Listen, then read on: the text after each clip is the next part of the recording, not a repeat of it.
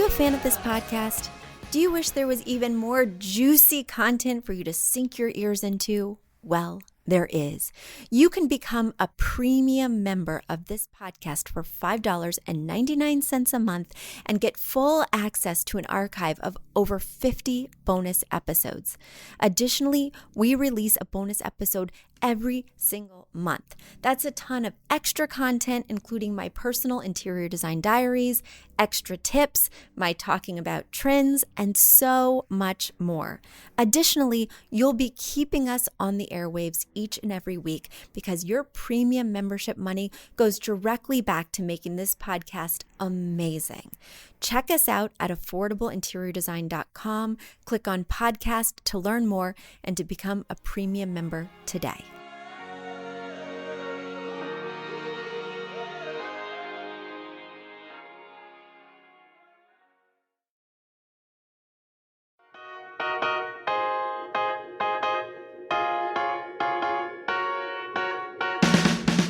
You don't need a high-end designer or a lot of money to get a luxe look. Be your own interior designer. This is Affordable Interior Design, the podcast. Here's your host, Betsy Helmuth. Everybody, how you doing? How you doing this May? It is great to be with you for yet another week. I figured I'd kick it off with just another tale in my real estate saga because it is what is top of mind for me every day, practically all day. In fact, it has been so distracting to feel unmoored, to feel like I don't know where I'll be working in 2 months. I don't know where I'll be living. I don't know where to send my kids to camp because I don't even know the town we'll be in.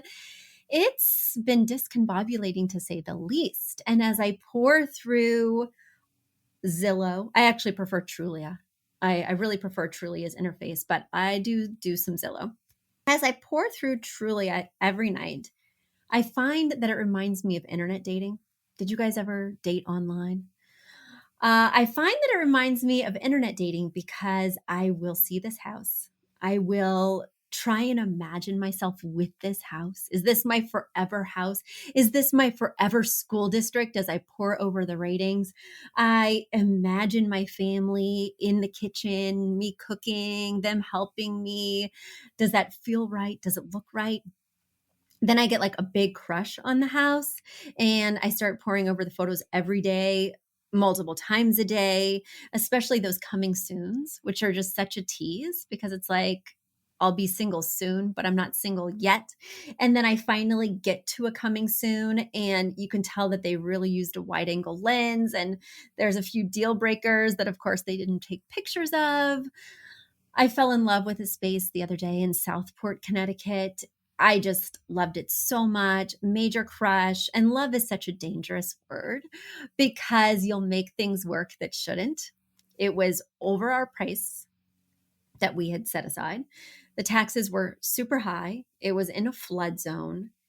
It needed total upgrades throughout. It obviously had not been renovated since the 80s, and people had made very strong choices with very decorative tiles that really, it's not going to work out.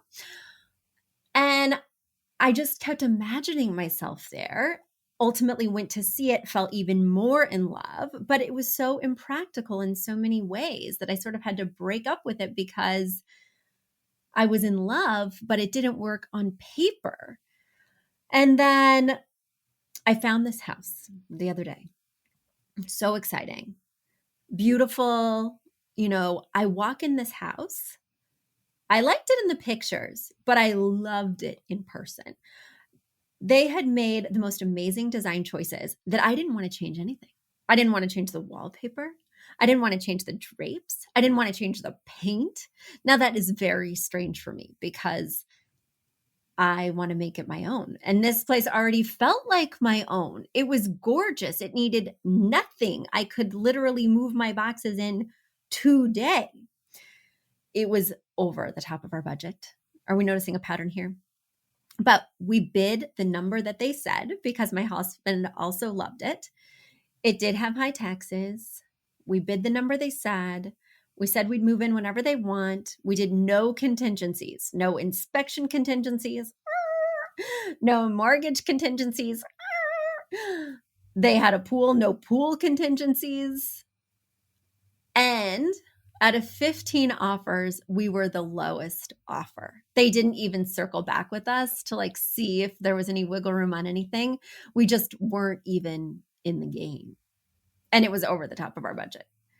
This is what the market is feeling like. And as somebody who did online date for a long time until I met my husband, ultimately online, it just feels like that.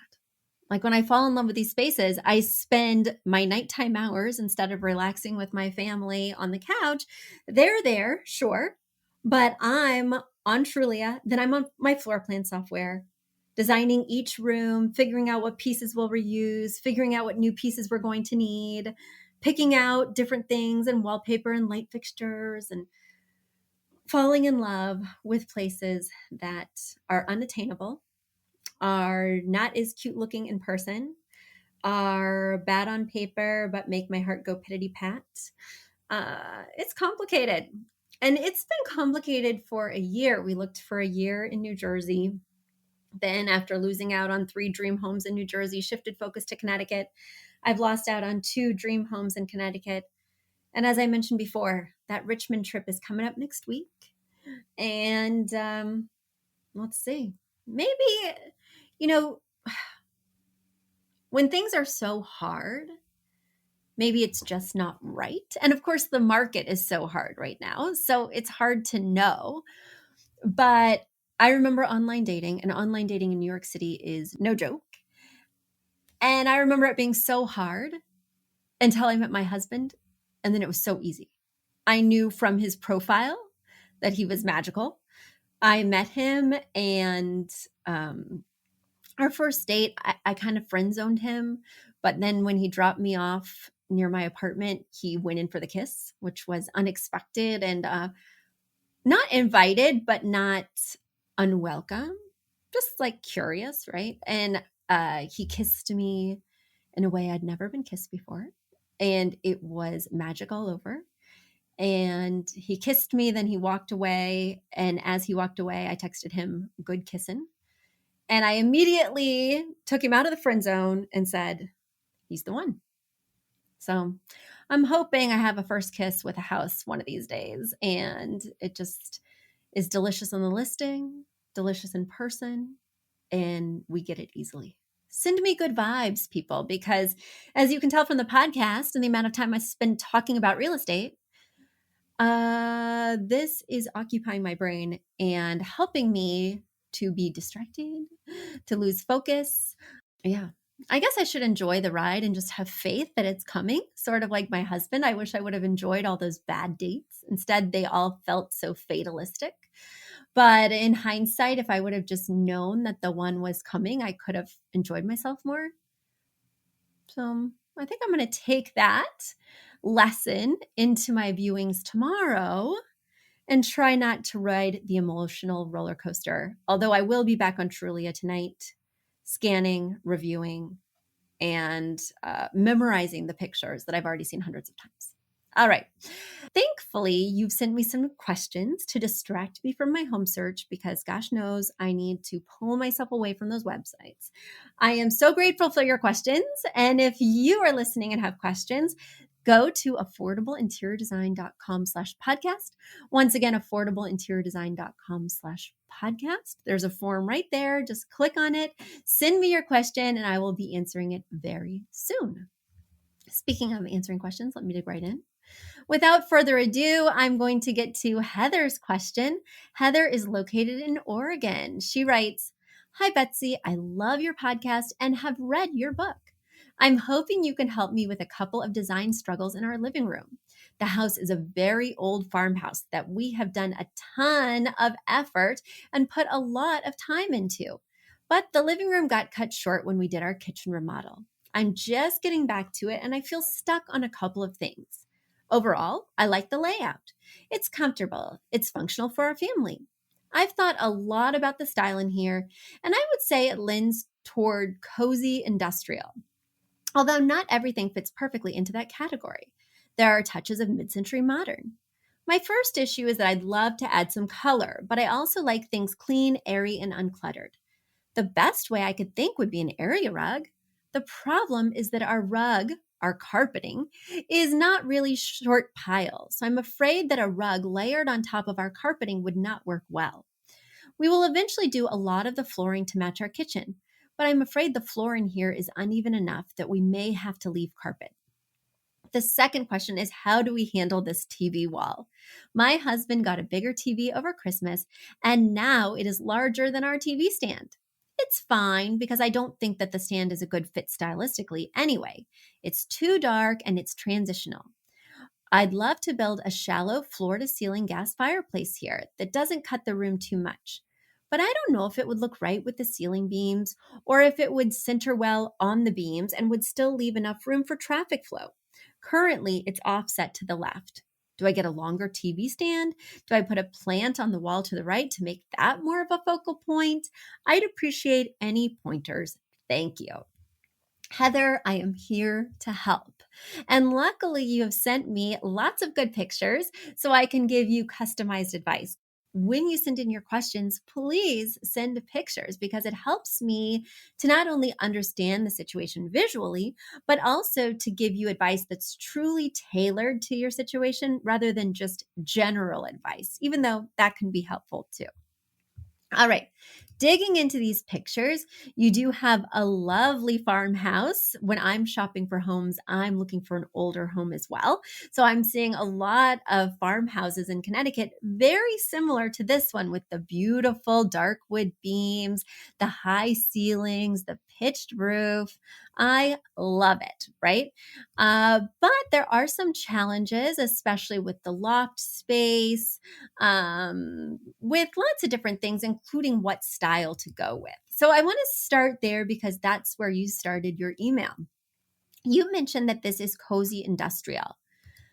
I beg to differ. I don't really see much industrial. Now, maybe you're going to infuse more of it into this space, but right now I think this space truly has a style crisis. You were totally right. It has a mid-century modern console. It is, in my mind, a transitional bookcase with cabinets at the bottom and an arc at the top. It has transitional armchairs that are tufted with curved lines for the arms. It has a contemporary set of sofas that have straight arms and are kind of chunky. It does have an industrial task lamp and it does have an industrial table between the chairs. But those two small items do not an industrial room make.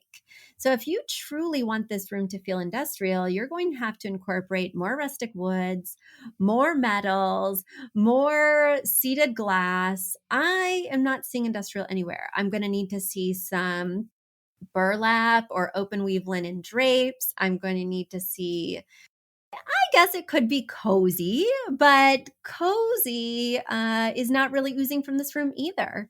You do have a few throw blankets, but they're on a ladder, so they're not even draped over the sofa in a sumptuous curl up on the couch kind of way. I'm not feeling the cozy. Yeah. Cozy, I would want to have really decadent fabrics. I might want to have velvet curtains. I might want to have warm colors in here for accents. And I'm seeing a lot of gray with the gray armchairs, the darker gray sofas, the grayish wall-to-wall carpeting, the gray wall paint. Yeah, cozy's not happening either. So I think we need to get much clearer on that two-word phrase and how we're going to implement it in this room. Because right now, for me, it's pretty wishy-washy. The fireplace, I'm not fully understanding because I'm not currently seeing a fireplace in the space. I think you'd referenced that there is one, but I don't see it. I do think that would help with the cozy. I do think it would certainly fit with the era of the home and the idea that a farmhouse typically does have a lot of fireplaces because that's how these older homes were typically heated. I think that would be a great addition to this really big room. And if you did that, you may just mount the TV above that. Speaking of mounting the TV, a lot of people think that you shouldn't mount it above a fireplace because it'll be too high. But if you do have a very deep room, and if you do angle the TV down, you don't have to worry about that front row of the movie theater effect where you're craning your neck to see your show. You do have a big room. You do have a TV that's mounted too high. Now, it's perfectly high if it's above a fireplace, but it's too high to be at eye level above a TV stand. If you're going to use another TV stand, do get one that's longer than the TV, because right now it looks a little top heavy. And I completely agree with you that your current TV stand is transitional. But right now, the whole room is reading pretty transitional to me. So let me just point that out. So you want to get one that's bigger, and you'll want to lower your TV so that it's between 3 and 6 inches above the TV stand. Right now, it's probably 12 to 14. And this behemoth TV is kind of just looming large, high above the room, and it looks a little unusual. I completely agree with you that with carpeting that has a significant pile height, you cannot layer an area rug.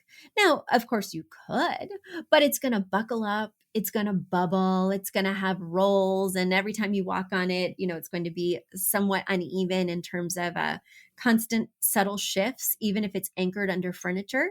So I think that is not the direction to go in when you're trying to infuse it with color. This is perfectly set up for drapes. In fact, when you're dealing with a modern farmhouse, or when you're trying to achieve an industrial look, it can feel a little cold. It can feel a little unapproachable. Right now, we have tons of wood. We have high ceilings. We have a lot of gray. It doesn't feel so inviting in here. I think flanking the windows with drapes that have a color or a pattern or a yummy texture will really help this space to start to feel a certain way. You just want to determine what way it is that you want it to feel. And let's see what else. You do want to think about this room in connection to the kitchen, because it is open to that space. And so you want to make sure that you're bringing elements and colors from the kitchen area and tying them into this living room area. When I'm peeking through the living room into the kitchen, I'm not seeing much color. And so if you kind of have a blank canvas, you may want to consider starting that color in the living room and then infusing it into the kitchen area with, say, artwork, a centerpiece on the dining table. You might want to do something more dramatic with the pendants, or at least lower the pendants, because above an island, your pendant should be 30 to 36 inches from the top of the countertop to the bottom of the pendant. And here I can see that they're too high. See, guys, you ask me a list of questions in your email, but you always get a little more than you bargained for when you write to me, because with pictures, I do like to look and give extra advice. We want to think of rooms, especially rooms that open up into each other, as sort of a holistic experience. You can't just look at the living room if, when I'm seated on your sofa, I'm staring at the kitchen and dining area. You need to consider all the spaces that you can see from one vantage point, or else you're not truly designing a cohesive home. So Heather, you come to me for your living room, and I give you a smackdown on other rooms. Careful what you wish for, but hopefully some of those tips helped you move your room in the right direction. And now it's time for a quick commercial break. Do you love this podcast? Do you wish you could learn even more? Well, we have an online class bundle. Our online class bundle is comprised of 3 online classes: beautifying your home for less, styling your home, and the fundamentals of feng shui. Each one of those 3 classes is between 30 and 45 minutes long and chock filled with visuals and tips, things that will help you to style your own space or help out with other spaces. Additionally, with the pack of 3 classes, you get an autographed copy of my book, Affordable Interior Design. You get all of that for only $99. Once again, that's the 3 online classes as well as the book for only $99. You just go to affordableinteriordesign.com/classes. Once again, affordableinteriordesign.com/classes to buy your bundle today.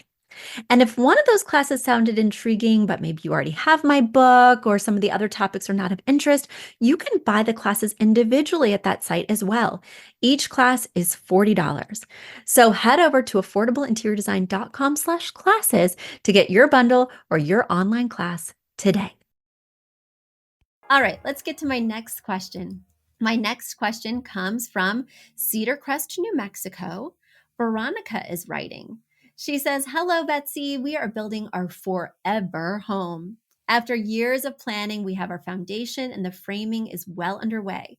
But when I walk into our great room, which was my number one request for our house, I'm afraid we've made a huge mistake. Our living room, which is the center of the home, feels so tiny. As you can see in the blueprint, you walk into a small entryway with 2 closets, and then straight ahead is the living room, which opens right to the kitchen and then an angle to the dining room. Straight across from the front door are glass doors to the back porch. Between the living room and the door is a walkway to the kids' room. I thought I wanted this, but now I'm wondering, how do I make this tiny living room with walkways on both sides into a cozy living room? I was imagining a big, cozy sectional facing the fireplace TV, but now I don't even think we have room for that. The living room space without the walkways is 17 by 14. What can I fit in here? Are there rules for how much space a couch needs without suffocating the space? Can I have a couch? Can I have a chair? How about a coffee table? If so, what kind of sectional could I incorporate? Help me, Betsy, please. All right, guys. Well, you've heard me say this before, and I will say it again. The one thing I cannot do on the podcast is create a layout because I have a systematic process that I go through step by step whenever I create a layout, and I never deviate from it. It's called the master layout system, and it's kind of involved. But even when I'm designing at night on Trulia with these little floor plans that just give me length and width and very little to go on, I'm still doing the master layout system process on every room. All right, let's look at this, Veronica, because your floor plans are also not totally clear. You use both the term great room and living room. Typically, those are different rooms. The living room might be more formal, oftentimes may not have a TV, and the great room typically has vaulted ceilings, typically is pretty great in size, and oftentimes has a TV. I'm fine with you using those terms interchangeably. This is your house, for gosh sakes. But none of the rooms on your floor plan are labeled, not with room names nor with measurements. So it's kind of difficult to understand exactly what's going on. From your description, I know that your room is 17 by 14, and that's a very good size. But you did mention that there's lots of walkways cutting through the space. It's difficult for me to truly understand the space based on some of the notations here. Oh, I guess if I zoom in very tiny print, there are measurements. Okay, so I stand corrected on that. There's just very tiny print. I got to put my readers on. Guys, I just went to the eye doctor and I now have zoom in glasses. I don't call them readers yet because I don't have to carry them around to see menus, but that means that that's on the horizon. I know what that means. There are lots of different sectional options. I would ask yourself whenever you're considering a sectional, am I going to be here a long time? Check. Because the right arm, the left arm, the short arm, the long arm, these differentiations, these options may not work well with you when you move to your next space. But you mentioned that this is your forever home. I would ask you if you're a big entertainer or if you love to snuggle with your family and you have, a family of 4 or more, because otherwise a standard sofa might just fit the bill and it would be more affordable. It would be easier to get with these supply chain issues, and 3 or fewer could easily cuddle up on a sofa. It's when you have 4 or more that a sectional comes in handy. But keep in mind that on a sectional, the focal point being the TV is typically on one wall. And typically you can only see that from one arm of the sectional. So sectionals are great for people who entertain because they can have couples over and talk without being parallel to each other because they're perpendicular and they can still see without touching each other. But for TV viewing, You're all still going to be on one arm ideally. So I'm just going to put that out there. So that's a question that you want to ask yourself. And then the gist of the master layout system is that you try every possible option, starting with the highest priority pieces and moving down to the lower priority zones. So that way you can determine the perfect floor plan for your needs and for this space. So I would start by considering a sectional and move it around the space. Of course, you'll want the primary arm, the longer arm, to face the focal point, which you mentioned is the fireplace / TV. Then you'll fill in with all those other zones, like say the additional seating, say some storage, whatever else you're wanting to do in this space, maybe a gaming table, or maybe you're just going to rely on that coffee table, and try those different things throughout the space to make sure that they work with a coffee table. If you're finding that things are too constrictive, then you may want to go back to just a standard sofa with a coffee table. But I would be quite clear in the fact that you do need a sofa or sectional. You absolutely do need a coffee table. I mean, you've got to put your drink, your book somewhere. You do want to be mindful of the walkways. You can use a large area rug to define the living zone in this sort of open flex space that's open to the kitchen, open to these walkways. The rug may come in very handy. And ultimately, it is what it is. Like, you can't expand this room, right? So try and make all your dreams come true within the confines of this floor plan, because it doesn't sound like we could go back to the drawing board and change anything. The key is optimizing what you have here. Now, just some general rules of thumb for spacing. You want to make sure that your walkway has at least 30 inches. So you need 30 inches clear without hitting a piece of furniture, and you could go up to 36. Between the end of the sofa or sectional and the beginning of the coffee table, you'll want 14 to 18 inches for your knees and legs. And if you do go with a sectional, I prefer a round coffee table because it doesn't fit tightly like a puzzle piece in that 90-degree open space from the L-shaped sectional. If you're doing a standard sofa and you're in a tight space, you'll probably want to do a narrow oval, or you'll most commonly find a rectangle for your coffee table. The key when making this a decadent, delicious family space, as you heard me mention earlier, is maybe bringing in some really yummy textiles. Maybe, bringing in some imagery that you just love. There's other ways to make a space feel inviting, like your dream space, without it having very large furniture. Additionally, you may want to consider, even though I can't believe I'm saying this out loud, but I'm going to say it out loud. If you cannot accommodate a sectional, how about one of those sofas that has the recliners? Because it sounds to me like you really want to feel so comfy in this space, and you really want that kind of sprawl and are worried you can't achieve it with the small footprint of the room. But I think those reclining sofas, because they retract and become just the depth of a standard sofa when people are walking around, and at night when you're kind of lounging and just hanging, they could expand and recline so that you have that experience all the time without it having a major footprint in the space. I hope that's helped a little bit, Veronica. But don't worry, put this all on some graph paper. Try lots of different options. Keep your mind open. The TV and the fireplace do not have to go on the same wall. Keep that in mind, especially with a sectional. You can have two focal points. One arm of the sectional could face the fireplace. The other arm of the sectional could face a TV. There's always more options in a room than we first imagine. It's about exploring all the possibilities before you get despondent that there aren't possibilities. If you haven't tried, you'll never know. So break out that graph paper, do your due diligence, and keep us posted. I want to hear how everything turns out. Guys, what's going on in your design world? Do you have dilemmas? Do you need some quick and easy formulas to know if you have enough space in your room? Send me your questions, affordableinteriordesign.com/podcast, and I will be talking to you again next week. Bye.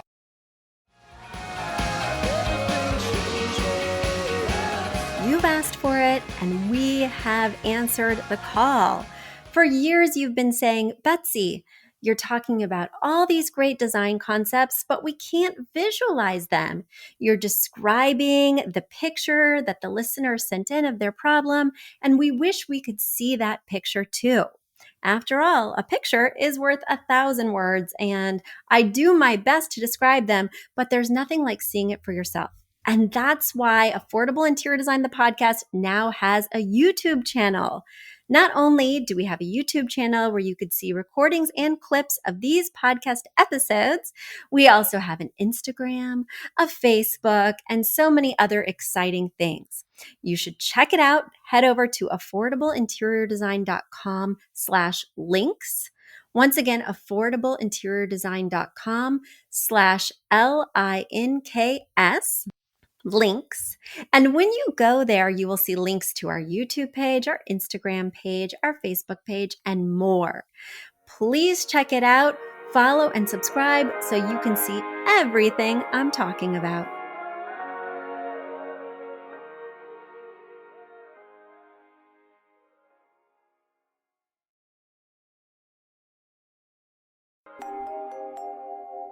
A big thank you to our amazing producer, Catherine Heller, to Aton and the MBCR House Band, and to Affordable Interior Design, the sponsor of this podcast and the premier place to get an amazing look on a budget. Check out affordableinteriordesign.com. If you guys love the show, the very best way to support us is by spreading the word. Tell your friends or write us an awesome review on iTunes. So until next week, guys, thanks so much for joining us, and I'll talk to you soon. Bye.